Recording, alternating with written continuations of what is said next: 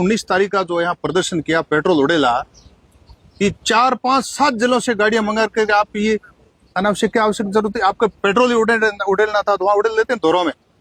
क्या है, हम तो समस्या का समाधान करना चाह रहे थे, बीच में संवाद का कुछ गैप आ गया इसलिए हो नहीं पाया।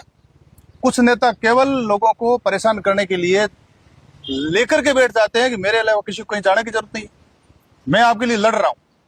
अरे भाई लड़ आप रहे हो तो लड़ो, कौन मना करता है? इन मजदूरों को वहां लेकर के परेशान क्यों कर रहे हो?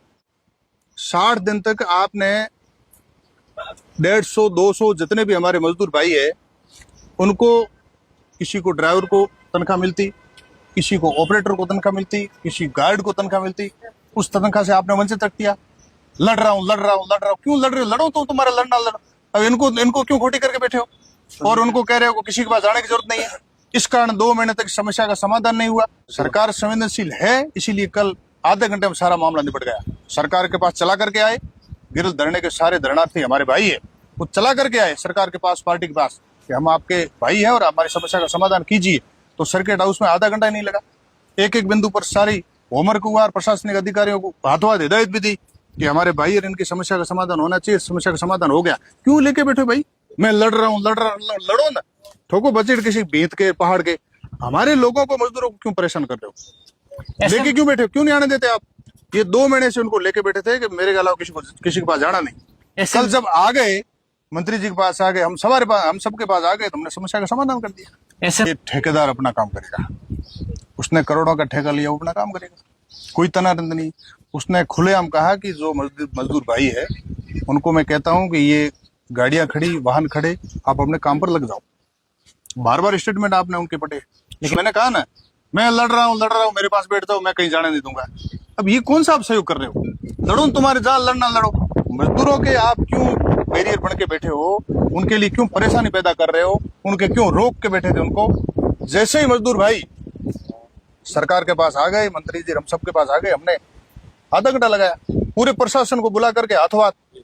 अब आपके पास महीने भर से तो एक आप बड़ी बड़ी डींगे हाँक रहे हो, मैं ये कर दूंगा, वो कर दूंगा। आपके पास हम एक नॉर्मल सरकारी कर्मचारी नहीं आ रहा है, और आपको पता, इतना तो पता चलना चाहिए कि मेरे पास सरकारी कर्मचारी नहीं आ रहा है। तो इन लोगों को मैं कम से कम ये तो कहूँ भाई मेरे से कुछ नहीं हो रहा, आप लोग जाओ सरकार के पास।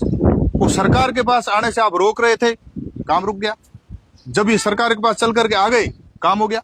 भजनलाल सरकार तो इतनी संवेदनशील है कि किसी भी व्यक्ति का काम हो, उसके लिए पूरा भाजपा संगठन, सरकार के सारे नेतागण, मंत्रीगण सब इस काम में लगे हैं कि हर व्यक्ति की समस्या का समाधान हो और विकास के उच्च आयाम सौंपे ये भजनलाल सरकार। तो काय का भरोसा? हमारे को जनता को भरोसा मिलना भाई, जनता की समस्याओं का समाधान करना है। वो तो लड़ ही रहे हैं, लड़ रहा हूं। क्यों लोगों के, हमारे नादान बच्चों की गाड़ियों को क्यों बिना मतलब, कोई किसी को आप जोधपुर से, जालोर से, शेरगढ़ से, इधर जैसलमेर से, पोकरण से क्यों मंगा रहे हो गाड़ियां?